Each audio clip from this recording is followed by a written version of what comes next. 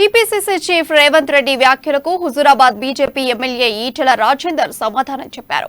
Congress BRS లు చెట్టాపట్టాలేసుకుని తిరిగాయని విమర్శించారు. తాను రాజకీయంగా మాట్లాడానని ఎక్కడా వ్యక్తిగతంగా రేవంత్ రెడ్డి పేరు ప్రస్తావించలేదని తెలిపారు. నిన్నటి నుంచి ఇష్టానుసారం రేవంత్ రెడ్డి సంస్కారహీనంగా మాట్లాడుతున్నారని అసహనం వ్యక్తం చేశారు. రాజకీయ నేతలు కన్నీళ్లు పెట్టడం మంచిది కాదని సెటైర్ వేశారు. అసలు రేవంత్ కన్నీళ్లు పెడతారని తాను అనుకోలేదని అన్నారు. ఒక ధీరుడు పోరాట యోధుడు ఎప్పుడూ కన్నీళ్లు పెట్టబోడని ఈటల అన్నారు.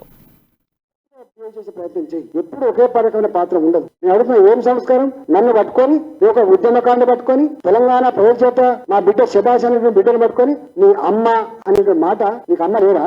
నీకు అమ్మ లేరా? అంటే నీ కుటుంబం నాకు సంబంధమా? 7 మంది అన్నదమ్ములరా, 10 మంది అన్నదమ్ములు, సంతోషం నీకు. కానీ ఇట్లాంటి పిచ్చి మాటలు తెలంగాణ సమాజం గమనిస్తుంది. దీని నుంచి మీరు ఎస్కేప్ కాలేరు. మీరు అనుకుంటారు ఇవాళ చెప్పిన మాట రేపు తెల్లారే మర్చిపోతారు, ఏం చేస్తుంది అని చెప్పి అనుకుంటున్నాం. ఇది మంచి పద్ధతి కాదు. నేను మళ్ళీ చెప్తున్నా, నీలాంటి గురించి నేను ఎప్పుడు పర్సనల్ మాట్లాడలేదు, మొన్న మాట్లాడలేదు, నిన్న మీరు మాట్లాడి కాబట్టి మాట్లాడుతున్నా. నాకు ధైర్యం ఉంది, నాకు నా మీద విశ్వాసం ఉంది. నేను ఆత్మవిశ్వాసం కలిగిన బిడ్డ. నేను గిట్లాంటి వాటికి అమ్మ తోడు, అయ్య తోడు, పిల్లల తోడు, లేకపోతే విశ్వాసం ఉన్నటువంటి అమ్మవారి తోడు, గుళ్ళలో చొచ్చుడు, ఈ తడిబట్టలు, ఈ కల్చర్ నాది కాదు. పార్టీల కల్చర్ అది కాదు. పార్టీలు రాజకీయాల గురించి మాట్లాడతాయి, రాజకీయ నాయకులు రాజకీయాల గురించి మాట్లాడతారు తప్ప ఇట్లాంటి నీలాంటి చౌకబారు పద్ధతులు మాత్రం ఎక్కడ మంచిది కాదు. ఇలా నువ్వు ముసలి కన్నీళ్లు పెట్టినంత మాత్రాన, నువ్వు ఏడ్చి నాలాంటి అవమానపరిచినంత మాత్రాన నా కొరకు నీ వాల్యూ తగ్గిపోతుంది తప్ప, నీవే పంచబడదు తప్ప ఇంకోటి కాదని చెప్పి మనం చేస్తున్నా.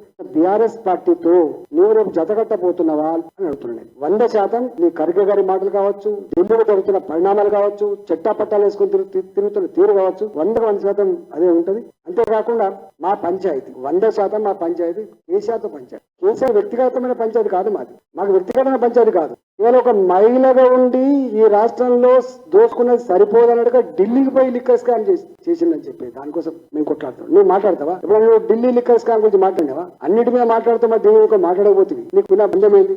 అందుకని 100% మా పోరాటం కేసీఆర్ ప్రభుత్వం మీద పోరాటం, కేసీఆర్ అహంకారం మీద పోరాటం, కేసీఆర్ నియంతృత్వం మీద పోరాటం. కేసీఆర్ మొత్తం ప్రజాస్వామ్యాన్ని కూని చేసి పైసలు దండుకొని, డబ్బులు దండుకొని ప్రజాస్వామ్యాన్ని భ్రష్టు పట్టించే, ప్రజాస్వామ్యాన్ని బొందబెడుతున్నా, ప్రజలను వంచిస్తున్నటువంటి కేసీఆర్ వ్యతిరేకంగా తప్పడం తప్ప మా పోరాటం వ్యక్తిగతమైనది కాదు. నేను మళ్ళీ చెప్తున్నా, మీరు గతంలో కూడా ఇట్లాంటి పర్సనల్ గా మీరు వచ్చేసిండ్రు.